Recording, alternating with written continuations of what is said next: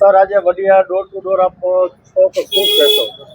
બિલકુલ, જે રીતે વડિયા છે એ તાલુકાનો મથકનું ગામ છે, પરંતુ વિકાસના નામે જીરો છે. અહીંયા આજે પણ ધૂળની ડમરીઓ ઉડી રહી છે.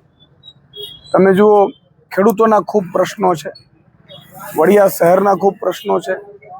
આજે દુનિયા છે એ ચંદ્ર અને મંગળ ઉપર પહોંચી રહી છે, અને આપણે સારા રસ્તા નથી બનાવી શક્યા, ગટર વ્યવસ્થા નથી બનાવી શક્યા, પાણીની વ્યવસ્થા નથી કરી શક્યા.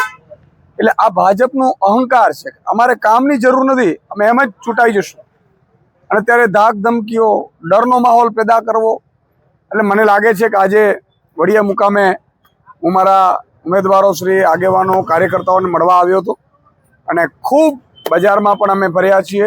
ખૂબ રિસ્પોન્સ છે, લોકોમાં એક ઉત્સાહ છે, અને મને વિશ્વાસ છે કે વડિયાવાસીઓ અમારા ઉમેદવારોને જંગી બહુમતીથી જીતાડશે. ભાજપ છે એ અત્યાચાર કરે છે, માતા બેન દીકરીઓને રાત્રે 12 વાગે વરઘોડાઓ કાઢે છે.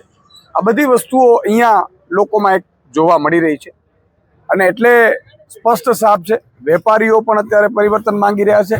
કારણ કે સ્વાભાવિક છે કે ધૂળની ડમરીઓ વચ્ચે આખો દિવસ એ લોકો વેપાર કરે છે. મને લાગે છે 50-100 ગ્રામ માટી પણ વેપારીઓના પેટમાં પણ જતી હશે ભાજપના બાપે. એટલે આ બધા પ્રશ્નો છે જેને લઈને વડિયાવાસીઓ આ વખતે પરિવર્તન કરશે એવું લાગે છે.